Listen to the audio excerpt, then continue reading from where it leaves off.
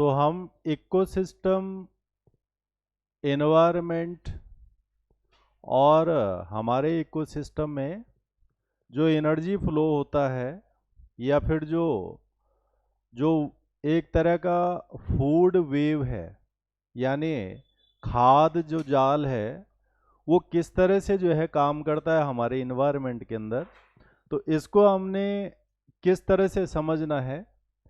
जैसे हम देखते हैं कि जो फूड चेन है, इसमें जो प्लांट्स हैं या जो प्रोड्यूसर्स हैं, जो है एनर्जी, सन एनर्जी को जो है फूड एनर्जी में कन्वर्ट कर सकते हैं, तो इसको हम देखते हैं कि ये प्रोड्यूसर की कैटेगरी में आते हैं। फिर इन प्रोड्यूसर्स पे या उत्पादकों पर कुछ निर्भर करते हैं। इसमें आप रैबिट देख रहे हैं, माउस देख रहे हैं, ग्रास ऊपर टिड्डा देख रहे हैं। इनको आप जो है प्राइमरी कंज्यूमर यानी प्राथमिक उपभोक्ता के नाम से जानते हैं। फिर इन पे डिपेंड होते हैं ये सेकेंडरी, फॉक्स हो गया, आउल हो गया, बर्ड हो गया, इनको आप सेकेंडरी कंज्यूमर्स बोलते हैं। और इन पर फिर इस पर ये थर्ड या टर्सरी कंज्यूमर डिपेंड होता है, जैसे हॉक हो गया या फिर स्नेक हो गया। तो जब यहाँ से मेन एनर्जी इसके ऊपर पास है, इससे एनर्जी इसमें जा रही है, इसके बाद इस पे जा रही है, इसके बाद इस पे जा रही है, तो ये जो एनर्जी फ्लो है ये कैसे रहता है, यहाँ पर आप ये साइकिल के रूप में देखते हैं। सनलाइट है, सनलाइट की प्रेजेंसी में जो है प्लांट्स, यानी जिनमें ग्रीन पिगमेंट है जिसे हम क्लोरोफिल कहते हैं, इसकी प्रेजेंसी में जो है कार्बन डाइऑक्साइड मिनरल वाटर के साथ में है, ये फूड तैयार करते हैं। इसको जो है प्राइमरी कंज्यूमर यानी ग्रास ऊपर या टिड्डा, इसके द्वारा इस्तेमाल हो गया। फिर इसके बाद ये सेकेंडरी कंज्यूमर आ गया, बर्ड्स, ये इसके बाद टर्सरी कंज्यूमर आ गया। इसके बाद ये फाइनल कंज्यूमर भी आता है, और इसके बाद ये मरने के बाद इसका डिकम्पोज कर दिया जाता है, यानी अपघटन होता है, और इस डिकम्पोजिशन के बाद फिर ये चीज़ निकल के आती है। तो जब इस तरह से ये चेन चल रही है तो इसमें एनर्जी फ्लो कैसे होता है, यानी जो प्रोड्यूसर के पास एनर्जी है वो जब प्राइमरी के पास जाती है तो कितनी एनर्जी पहुंचती है उसके पास, फिर जो है प्राइमरी से सेकेंडरी में जाती है तो कितनी एनर्जी पहुंचती है, सेकेंडरी से टर्सरी में जाती है तो कितनी एनर्जी पहुंचती है। तो इसमें एक रूल है कि इसके पास जो एनर्जी है प्रोड्यूसर के पास, अगर हम कह रहे हैं कि इसके पास 100% एनर्जी है, तो 100% एनर्जी इस प्राइमरी पे नहीं पहुंचती है, ये सिर्फ 10% ही यहाँ पहुंचती है। 10% एनर्जी यहाँ तक जाती है, और बाकी जो रेस्ट 90% एनर्जी है वो बीच में लॉस्ट हो जाती है अलग अलग तरह के प्रोसेस, यानी जो प्रोसेस होते हैं उसमें ये ख़त्म हो जाती है। और यहाँ से फिर जो है ये 10% पहुँचेगी, यहाँ से ये फिर 10% पहुँचेगी, तो अगले वाले में सिर्फ जो है 10% पहुँचती है। इसके लिए एक रूल है, जैसे हम कहते हैं energy flow in an ecosystem, तो किस तरह से एनर्जी फ्लो जाता है। यहाँ पर एक रूल है कि एनर्जी फ्लोज इज यूनिडायरेक्शनल, यानी ये एक लाइन में होता है, एक सीध में जो है ये एनर्जी फ्लो चलता है। और दूसरा रूल है इसकी, energy flow in an ecosystem is done in the form of food which converted into energy by the metabolic activities. अब जो मेटाबॉलिक एक्टिविटीज हैं अलग अलग तरह की, जैसे हम कह रहे हैं रेस्पिरेशंस है, प्रेसिपिटेशंस है, तमाम जो चीज़ें होनी होती हैं एक्टिविटीज़ मेटाबॉलिक, जैसे ह्यूमन बॉडी की मेटाबॉलिक एक्टिविटीज़ में हम कहते हैं कि जो है सांस लेना है, ब्लड सर्कुलेशन होना है, पाचन होना है, ये तमाम चीज़ें मेटाबॉलिक रिएक्शंस हैं, उपापचयी क्रियाएं। तो यहाँ पर ये कंज्यूम हो जाती है, and this energy store in a form of biomass, और जो ये बाकी पहुँचती है ये बायोमास के रूप में रहती है, जिसे हम कहते हैं जैव भार। अब हमने कहा कि एनर्जी जब पहले से दूसरे, दूसरे से तीसरे, तीसरे से चौथे पे जाएगी तो एनर्जी फ्लो कितना होगा। इस एनर्जी फ्लो को हम जो है एक रूल के अंदर समझते हैं।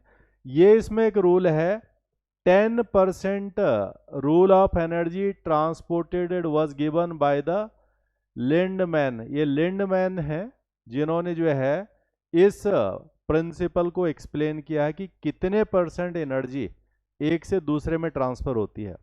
तो इसमें क्या है, लिंडमैन रूल क्या कहता है, rest energy is lost in the transfer, respiration, digestion, इस चीज़ों में जो है खर्च हो जाती है। तो यहाँ पर आप देखिए ये हो गया इसमें प्रोड्यूसर, इनके पास 100% एनर्जी है। ये 100% एनर्जी जब प्राइमरी कंज्यूमर इन्हें कंज्यूम करता है तो इसके पास सिर्फ ये 10% ही पहुंचती है। बाकी 90% एनर्जी बाकी चीज़ों में मेटाबॉलिक रिएक्शन में कंज्यूम हो जाती है। फिर इनको जो है कंज्यूम कर रहे हैं ये, तो इनके पास फिर 10% ही पहुंचती है। तो यहाँ 100 का 10% कितना हो गया, 10।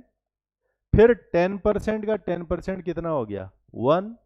और फिर 1 का 10% कितना हो गया, 0.1।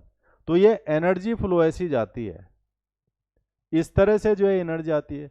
तो इसको जैसे हमें क्वेश्चन पूछेगा कि जो एनर्जी फ्लो है वो प्रोड्यूसर से कंज्यूमर की तरफ रहता है, और साथ में जो एनर्जी फ्लो है वो कितना परसेंट पहले से दूसरे, दूसरे से तीसरे, इस तरह से जाएगा। तो ये जो है एक पिरामिड का फॉर्म ले लेता है, और इसे कहते हैं हम सिंप्लीफाइड इकोलॉजिकल पिरामिड। इस तरह से इसमें एनर्जी ट्रांसफर होती है। अब इसमें जो इकोलॉजिकल पिरामिड है, ecology the nutrient structure of ecosystem is a type of producer consumer system and the graphical representation of nutrient structure of ecosystem is called ecological pyramid. तो हम इसको इकोलॉजिकल पिरामिड के रूप में कैसे समझ रहे हैं, इकोलॉजिकल पिरामिड में आप देख रहे हैं कि प्रोड्यूसर से कंज्यूमर के पास में जो एनर्जी फ्लो है वो किस तरह से हो रहा है, कितना परसेंट एनर्जी जो है जा पाता है प्रोड्यूसर से प्राइमरी, प्राइमरी से सेकेंडरी, सेकेंडरी से टर्सरी, और अगर उसके अलावा जो है फाइनल कंज्यूमर भी है उसमें, तो उसमें भी हम देख सकते हैं। तो इस तरह से जो स्ट्रक्चर बनता है ये, यहाँ पर ये हम इकोलॉजिकल पिरामिड बोलते हैं। इसका जो बेस होता है ये सबसे ज़्यादा होता है या सबसे बड़ा होता है, ये आप जैसे देख रहे हैं। और जैसे जैसे जो है कंज्यूमर की तरफ जाएगा ये सिकुड़ता जाएगा, छोटा होता जाएगा, रिप्रेजेंटेशन इसमें कम आता जाएगा। तो इस प्रकार से जो है ये इकोलॉजिकल पिरामिड बनते हैं हमारे इकोसिस्टम के अंदर या इकोसिस्टम के अंदर। अब ये जो इकोलॉजिकल पिरामिड है इसका कंसेप्ट आता कहाँ से, सबसे पहले कहाँ से इसकी हम शुरुआत मानते हैं। तो इकोलॉजिकल पिरामिड को प्रेजेंट किया था एल्टन ने 1927 में, इन्होंने इस पिरामिड को प्रेजेंट किया था। और इसके अंदर इन्होंने कहा समझाया था कि earth food level is known as nutrient level, और जब हम इसे न्यूट्रिएंट लेवल या पोषण लेवल के रूप में जो है देखते हैं तो तब हम इसकी कुछ कैटेगरी कर सकते हैं, इसके कुछ टाइप्स बना सकते हैं पिरामिड के फॉर्मेट में। तो इसको कहा जाता है कि ये जो है 3 तरह के पिरामिड्स इसमें बनते हैं। पहला इसमें पिरामिड ऑफ नंबर, संख्या का पिरामिड। दूसरा होता है इसमें पिरामिड ऑफ बायोमास, और तीसरा होता है पिरामिड ऑफ एनर्जी। तो 3 तरह के इकोलॉजिकल पिरामिड हम इसमें देख सकते हैं। इन 3 तरह के पिरामिड्स में प्रोड्यूसर और टर्सरी कंज्यूमर का जो वेरिएशन है या उनके बीच में जो रिलेशनशिप है उनको हम इसके थ्रू समझते हैं। तो ये जो है pyramid of number, pyramid of biomass, pyramid of energy में कैसे आप देखेंगे, ये इस तरह से देखेंगे। पिरामिड ऑफ नंबर जिसमें हम संख्या की बात करेंगे, नंबर की बात करेंगे, पिरामिड ऑफ नंबर। तो यहां पर आप देखेंगे जैसे ये पहला हो गया प्रोड्यूसर, उत्पादक। फिर इसके इनको जो कंज्यूम करने वाला होता है उसको हम जो है हर्बीवोरस यानी शाकाहारी बोलते हैं। जैसे आप पीछे देख रहे थे टिड्डा है वो शाकाहारी है क्योंकि वो प्रोड्यूसर को खाता है। तो ये हर्बीवोरस हो गया। फिर इनको कंज्यूम करने वाला, चूंकि जो है ये जो है जो इनको खाएगा वो मांसाहारी होगा, तो ये कार्निवोरस हो गया। और इसके अलावा इनको भी कोई कंज्यूम करने वाला होता है, वो टॉप कार्निवोरस होता है। तो यहाँ पर जो है आप संख्या देखेंगे, संख्या किस तरह से है कि कितने पर कितने निर्भर होते हैं, कितने पर कितने निर्भर होते हैं। तो यहाँ पर आप देख सकते हैं, जैसे ये प्रोड्यूसर है, एक पेड़ है, इस पर जो है कितने सरवाइव कर सकते हैं प्राइमरी, इन पर कितने जो है सरवाइव कर सकते हैं सेकेंडरी, इन पे कितने सरवाइव कर सकते हैं टर्सरी। तो यहाँ पर हम इसको संख्या के आधार पर दिखाते हैं। अब जैसे हमारे इन्वायरमेंट में कहा जाता है कि इकोलॉजिकली हमारे किसी भी ज्योग्राफिकल टेरेन में ये होना चाहिए कि लगभग 33% पे क्या होने चाहिए, फॉरेस्ट होने चाहिए। हम कहते हैं कि वो इन्वायरमेंटली जो है एक नॉर्म्स है कि किसी भी जगह पर उसके टोटल एरिया के 33% लैंड पे जो है फॉरेस्ट होना चाहिए। और अगर ऐसा है तो शायद उस पूरे हिस्से में जो है एक बैलेंस रहेगा। चाहे फिर हम जो है जनसंख्या की बात करें, चाहे हम जो है डिपेंडेंसी की बात करें, चाहे हम किसी और चीज़ की बात करें, इन सब के बीच में एक कोऑर्डिनेशन होता है, एक समन्वय होता है कि कितने कितने पर निर्भर हो सकते हैं। तो ये जो पिरामिड ऑफ नंबर है, ये हमें ये समझाता है कि हमारा जो इकोलॉजिकल बैलेंस है, उस इकोलॉजिकल बैलेंस में इनसे हमें पता लग सकता है कि कौन सी चीज़ें कहाँ पर सरवाइव कर सकती हैं और कौन सी चीज़ें कहाँ पर सरवाइव नहीं कर सकती हैं। तो जैसे आज की डेट में हम देख रहे हैं कि बहुत सारी चीज़ें जो है एक्सटेंट हो रही हैं, यानी विलुप्त हो रही हैं, बहुत सारी स्पीसीज ख़त्म हो जा रही हैं, बहुत सारे एरिया को हमें प्रोटेक्ट करना पड़ रहा है। तो हम कहीं पर जो है नेशनल पार्क बना रहे हैं, कहीं पर वाइल्ड लाइफ सेंचुरीज बना रहे हैं, कहीं पर हम जो है बायोस्फीयर रिजर्व बना रहे हैं। ऐसा क्या ज़रूरत पड़ रही है, कहीं ना कहीं इस बैलेंस को मेंटेन करने के लिए। तो ये जो पिरामिड ऑफ नंबर है, इसमें जो है जैसे यहाँ पर इसका जो बायोमास देखेंगे, ये सबसे ज़्यादा रहेगा।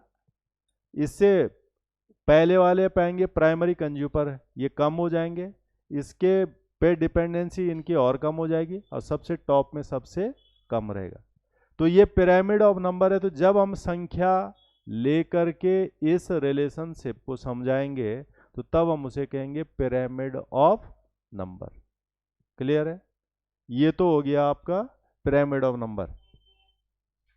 दूसरा इसमें जो है इसमें नंबर में आप इस तरह से भी इसको देख सकते हैं, इसमें फ्लो ऑफ एनर्जी कैसे होना है, यानी ऊर्जा कैसे कैसे जानी है। तो आप देख रहे हैं ये प्रोड्यूसर्स हैं, ट्री है, ग्रास है, फ्लावरिंग प्लांट्स हैं, क्रॉप्स है ये, और इन पर जो है निर्भर ये हैं प्राइमरी, इस पर निर्भर ये हैं, इस पर निर्भर ये हैं, और इस पर निर्भर ये है। इसीलिए आप देखते हैं कि नंबर के हिसाब से अगर हम पिरामिड ऑफ नंबर पे आएंगे तो सबसे कम संख्या किसकी होगी, जो फाइनल कंज्यूमर होगा, उससे ज़्यादा उससे पहले वाले की, उससे और पहले वाले की संख्या और ज़्यादा, उससे और पहले वाले की संख्या ज़्यादा, और सबसे ज़्यादा होगा इसमें क्या, प्रोड्यूसर। बट जब आप एनर्जी फ्लो देखेंगे तो एनर्जी फ्लो में जो है इसके पास यानी प्रोड्यूसर के पास जो है एनर्जी फ्लो, इसके पास सबसे ज़्यादा एनर्जी है, यहाँ जाएगी तो यहाँ सिर्फ कितना जाना है 10%, तो प्राइमरी के पास कम पहुँचेगा, फिर इसका 10% ये और कम, फिर इसके बाद 10% ये और कम, और इसके बाद 10% ये और कम। तो यानी एनर्जी फ्लो प्रोड्यूसर से कंज्यूमर्स की तरफ हो रहा है। परसेंटेज वाइज आप देख रहे हैं लगभग 10% एनर्जी का फ्लो रहता है। और जो बायोमास है वो उल्टा है, बायोमास आप देख रहे हैं यहाँ पर सबसे कम है, यहाँ और ज़्यादा है, यहाँ और ज़्यादा है, यहाँ और ज़्यादा, और यहाँ सबसे ज़्यादा है। जैब भार यानी जो उसमें है उनका टोटल बायोमास कितना बैठ रहा है। तो इस तरह से जो है ये पिरामिड तैयार होते हैं इकोलॉजिकल चीज़ों को समझने के लिए या उनके पार्ट को समझने के लिए।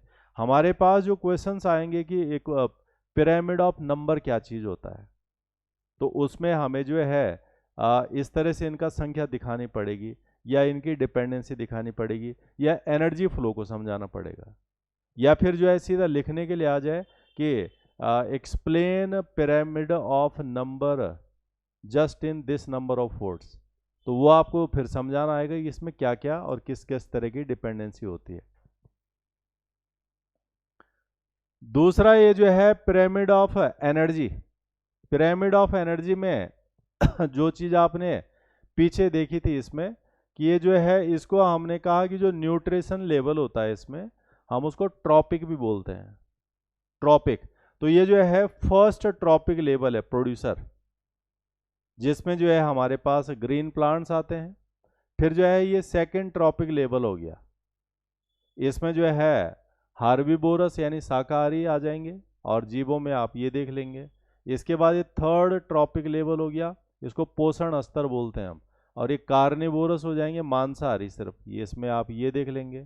फिर फोर्थ ट्रॉपिक लेवल है टर्सरी, और इसमें ये सेकेंडरी कार्निवोरस इस तरह के आ जाएंगे। और ये जो है फाइनल हो जाएंगे, और ये इसमें इस तरह के जानवर आ जाएंगे। तो इनको हम जो है इनकी विशेषताओं के आधार पर कुछ टर्म्स भी देते हैं। जैसे जो है इनको जो अपना भोजन खुद तैयार कर सकते हैं उनको हम कहते हैं ऑटोट्रॉप यानी स्वपोषी।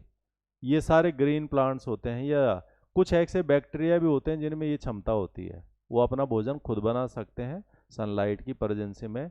हम यानी ह्यूमंस और एनिमल्स नहीं कर सकते हैं ऐसा, प्लांट्स।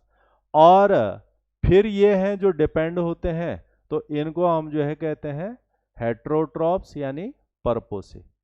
और इनके डिकम्पोज होने पर जो है ये कुछ इस तरह के भी जो है बनते हैं, इनको भी हम हेट्रोट्रॉप्स, विषम पोषी यानी अलग अलग ढंग से इनका क्या होता है डेवलपमेंट। तो प्राइमरली हम दो तरह से समझ सकते हैं, एक जो खुद अपना भोजन बनाने में सक्षम होते हैं इनको कहते हैं हम ऑटोट्रॉपिक, और दूसरा जो उन पर निर्भर होते हैं हेट्रोट्रॉपिक।